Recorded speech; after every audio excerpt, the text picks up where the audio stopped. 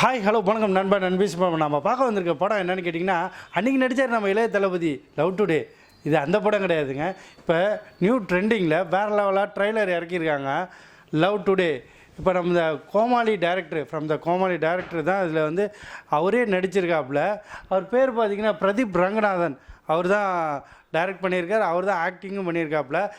அதில் மல்டிபிள் ஒரு பூஸ்டப் என்னென்னு கேட்டிங்கன்னா, நம்ம யுவன் சங்கர் ராஜா மியூசிக் தாங்க. அது இல்லாமல் பார்த்திங்கன்னா படம் பார்த்திங்கன்னா ஃபுல் ஃபன்னாக தான் போகும் போல் இருக்குது. ட்ரெய்லர் அந்த மாதிரி தான் மிரட்டி விட்ருக்காங்க. பார்க்கும்போது ஒவ்வொரு இன்ச் பை இன்ச்சு பயங்கரமாக எடுத்துருக்காங்க.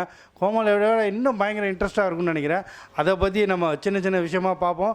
வாங்க வீடியோக்குள்ளே போகலாம். அதுக்கு முன்னாடி சப்ஸ்கிரைப் பண்ணாதவங்க சப்ஸ்கிரைப் பண்ணிவிடுங்க, பெல் ஐக்கானை கிளிக் பண்ணிவிடுங்க. இப்போ நம்ம என்ன பார்க்க போகிறோம், ட்ரெய்லர் ரிவ்யூ தான் பார்க்க போகிறோம்.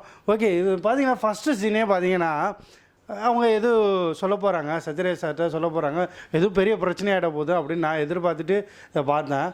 ஆனால் பார்த்திங்கன்னா சத்யராஜ் அவர் போய் சொல்கிறாரு, அதாவது நீங்கள் லவ் ஓகே பண்ணுங்கள் அப்படிங்கிற மாதிரி சொல்கிறாங்க. அப்படின்னு பிரச்சனையாயிடும், சத்யராஜ் திட்டுவார். இல்லை எல்லா படத்துலையும் யூஸ்வலாக அதுதானே நடக்கும். ஆனால் இங்கே பார்த்தீங்கன்னா 2 பேர்ட்டையும் மொபைலை மாற்றி கொடுத்துட்டு, இதுக்கப்புறம் நீங்கள் 2 பேரும் பாருங்கள், அதுக்கப்புறம் லைஃப்பில் எப்படி இருக்குது அந்த மாதிரிங்கிறத பார்த்துட்டு ஒரு வித்தியாசமான கோணத்தில் கொண்டு போகிறாங்க. அதையும் வீட்டில் எப்படிப்பா அப்படின்னு கேட்குறாங்க. எங்கள் வீட்டில் ஒன்றும் இல்லை அங்கிள், ஒரு பிரச்சனை கிடையாது, ஈஸி தான் அப்படிங்கிறேன். ஆனால் எங்கள் வீட்டில் கஷ்டம்ப்பா அப்படின்னு டக்குன்னு ஒரு ட்விஸ்ட்டு வேறு லெவலாக இருக்குது. என்ன எல்லார் கையிலையும் இதே மாதிரி பேரண்ட்ஸ் கையில் எடுத்துக்கிட்டாங்கன்னா என்ன பண்ணுறது, கொளுத்தி போடுவோம்னு சொல்லி கேள்விப்பட்டிருக்கோம். ஆனால் சத்யராஜ் பார்த்திங்கன்னா இந்த மாதிரி சின்னதாக ஒரு ட்விஸ்ட்டு கொடுத்து லவ் பண்ணுறவங்க நிலமெல்லாம் இப்படி தான் ஆகிடுமோ, இந்த மாதிரிலாம் சீனை எப்படி யோசிச்சாங்க அப்படிங்கிற அளவுக்கு தான் இருக்குது. ஒவ்வொரு சீனுமே பார்த்திங்கன்னா இன்ட்ரெஸ்ட்டாக கொண்டு போயிருக்காங்க. ட்ரெய்லரே இந்த அளவுக்கு இருக்குன்னா அப்போ படம் எந்த அளவுக்கு இருக்கும் அப்படிங்கிற மாதிரி ஈகரை தூண்டுற மாதிரி தான் இருக்குது. ஓகே, அடுத்த சீன் நம்ம சின்ன சின்ன விஷயங்களை பார்த்து பேசிக்கிட்டே போவோம். அடுத்த லெவலில் பார்த்திங்கன்னா 2 பேரும் மொபைலை கைமாற்றி விட்றாப்புல சத்யராஜ். அதுக்கப்புறம் என்ன நடக்குதுன்னு பார்த்திங்கன்னா, இவங்களோட பேட்டர்லாக இவங்க பேட்டர்லாக ஓப்பன் பண்ணிட்டு, அதுக்கப்புறம் என்ன நம்ம மொபைல் என்னென்ன ஹிஸ்ட்ரியில் இருக்கும், அவங்க மொபைல் அதாவது கேர்ள்ஸ் வெஸ்டி இல்லை கேர்ள்ஸ் வச்சுருந்தா அவங்க என்ன வச்சுருந்துருப்பாங்க, அந்த மாதிரி ட்விஸ்ட்டு தான். அதுவே யோசிக்கும் போது நமக்கே யோசிச்சு பாருங்களேன், அந்த மொபைல் நம்மளோட தான் இருந்தால் எப்படி இருக்கும், எந்த மாதிரி இருக்கும். அந்த மாதிரி தான் கொலை நடுங்கும். நம்ம கேர்ள் ஃப்ரெண்டுக்கிட்டே இருந்தாலோ இல்லை நம்ம ஒய்ஃப்கிட்டே இருந்தாலோ இந்த மாதிரிலாம் யோசிச்சு பாருங்கள். நமக்கு ஹிஸ்ட்ரி நோன்னா நம்ம எந்த லெவலுக்கு ஆகும், ஃபுல் டேமேஜ் தான். அந்த மாதிரி தான் இருக்குது. ஒவ்வொரு சீனை இன்ட்ரெஸ்ட்டாக போயிட்டே இருக்குது. உள்ளவங்க இந்த இடத்துல பாருங்கள், ஹீரோயினை ஜூம் பண்ணி பாருங்க. நம்ம நினச்சிட்ருப்போம் என்னடா ரொமான்டிக்காக ஏதாவது கிஸ் பண்ண போகிறாங்களே, கண்டிப்பாக அதுதான் இல்லை, அது கிஸ்ஸிங் கிடையாது, காரி துப்புறாங்க. இப்போ நம்ம ஒரு எம்எல்ஏ சொன்ன மாதிரி மூஞ்சை தொடச்சிக்க வேண்டியது தான், வேறு என்ன பண்ணுறது. நம்ம ஹீரோட மொபைல் வந்து ஹீரோயின்கிட்ட கையில் கிடச்சிருச்சு. அப்போ என்ன மாதிரிலாம் அவங்க பார்த்துருப்பாங்க, உங்களாலே கெஸ் பண்ண முடியும்.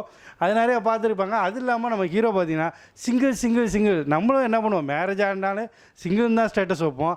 அது மாதிரி அவர் ஃபேஸ்புக்லேயும் சரி ட்விட்டர்லேயும் சரி எல்லாத்துலேயுமே அவர் சிங்கிள் தான் வச்சுருக்காங்க.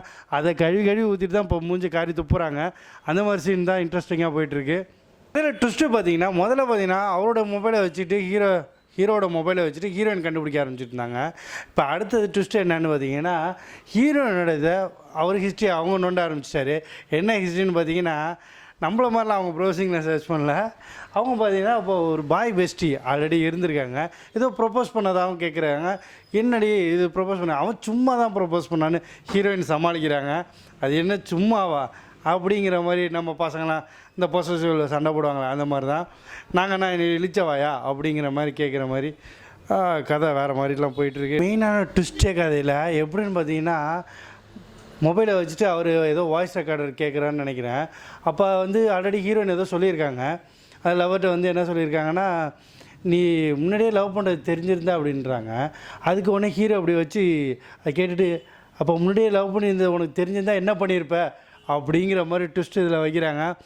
ஆடியன்ஸ்லாம் கண்டிப்பாக ஒரு நுனி சீட்டில் வந்து உட்காந்துருவாங்கன்னு நினைக்கிறேன். அந்தளவுக்கு ஹைப்பாக அதிகமாக இருக்கும்னு நினைக்கிறேன். படத்தில் பார்த்தீங்கன்னா யோகி பாபு எவ்வளோ ஜெயரவிக்கு சப்போர்ட்டாக இருந்தாரோ அதே மாதிரி தான் இந்த படத்தில் ஹீரோவுக்கு சப்போர்ட்டாக இருப்பார்னு நினைக்கிறேன். அதான் அந்த மொபைலை மாற்றிக்கலாமா அப்படிங்கிற அந்த கான்செப்ட் வந்தோடனே செமையாக குபீர்னு சிரிப்பு வருது.